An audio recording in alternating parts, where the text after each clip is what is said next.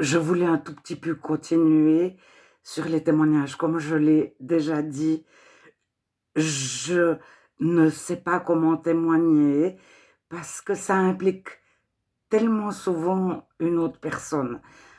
J'ai parlé dans mes vidéos précédentes d'une personne à qui j'ai pardonné pendant toute une journée et d'une autre que j'avais visitée à l'hôpital. Mais ça implique de parler de personnes qui ne sont pas là. Alors, même si je les côtoie plus, une des deux n'est d'ailleurs plus de notre monde, mais elle a des enfants, des petits-enfants. Donc, je me suis dit, je vais parler de moi, comment j'avais un pied de chaque camp. Être chrétien, c'est être au centre de la cible, ne pas pécher, c'est être et rester au centre de la cible. Au moment où on a un pied dans le monde, puis un pied de la foi, on tourne autour du centre et on n'est plus tout à fait au centre, on n'est pas très loin du centre. Et on est vraiment tiraillé, écartelé, ou bien alors on reste dans un petit cocon, dans un coin peinard, je dirais, mais en dehors de Dieu. Parce que l'ennemi, s'il arrive à nous faire être, ne pas parler de Dieu, ne pas dire que nous sommes chrétiens, mais être bien et ne plus rechercher Dieu, mais petit à petit, on est toujours plus loin de Dieu. Alors, je voulais raconter, mais Dieu me dit, tu ne dis pas non plus du mal de toi. Je t'ai pardonné, j'ai oublié.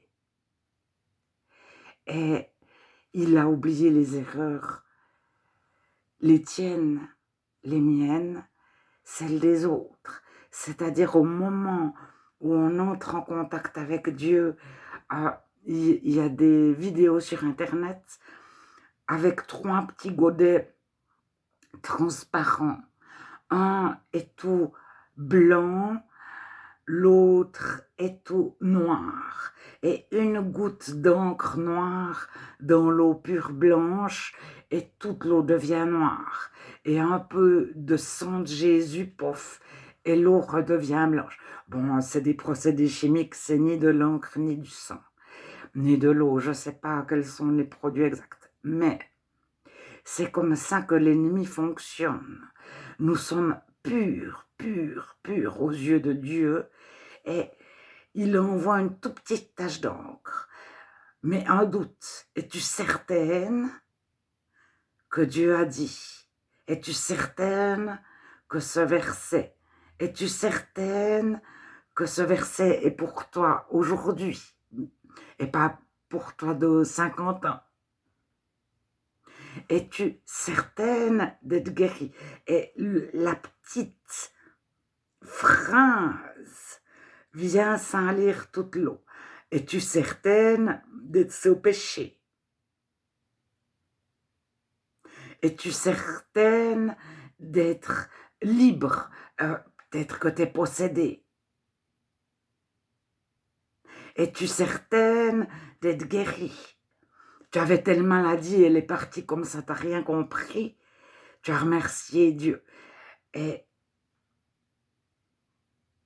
cette phrase-là, ça allait tout notre eau. Et il faut sans cesse revenir à la croix et proclamer la victoire, proclamer la guérison, proclamer je suis blanche. Pas parce que je fais juste, parce que le sang de Jésus me purifie en totalité, continuellement. Comme les petits godets à regarder sur Internet. Il y en a plusieurs fois. Alors, je vais arrêter de témoigner parce que tout ce que je dis va impliquer, j'aurai une histoire de chaussettes à vous raconter extraordinaire. Dieu prend soin de nous comme une mère, prend soin de ses enfants. Et un jour, il m'a dit, tu alignes tes chaussettes dans ton tiroir parce que ton tiroir à chaussettes, ça va pas du tout. Mais pour vous expliquer le miracle du tiroir de chaussettes, j'en aurai pour 2 heures. Et il y a 10, 20 personnes concernées. Et donc, je peux pas raconter, je peux juste dire que Dieu prend soin de nous comme une mère prend soin de ses enfants. Et des fois, comme une mère prend soin de ses tout petits enfants. Et Dieu est là constamment à nos côtés.